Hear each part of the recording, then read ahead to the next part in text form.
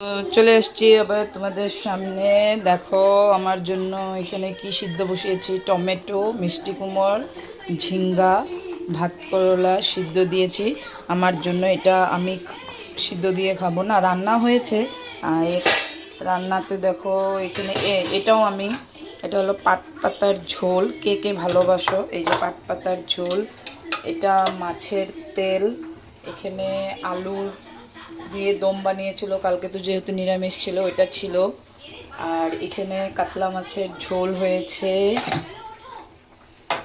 এখানে লতি দিয়ে শীতল দিয়ে শুটকি হয়েছে, মাছ টাছ সবই রান্না হয়েছে। কিন্তু জানি না, আমার এখন মাছে কীরকম একটা স্মেল লাগে মাছ। আর চিকেন তো অনেক দিন আগের থেকেই চিকেন খাই না, তো মাটনটাই আমি খেতাম, কিন্তু এখন মাটনটাও আমি খাওয়াটা কেন জানি মাছতে, এর জন্য আমার জন্য স্পেশাল দিয়েছি এখানে বয়েল দিয়ে চলে এসেছি আমার সিদ্ধ নিয়ে। এদিকে মিষ্টি কুমড়, টমেটো, এদিকে ঝিঙ্গা, সব দিয়ে মেখে একদম। আর এদিকে হলো পাট পাতার ঝোল। এই আমার লাঞ্চ।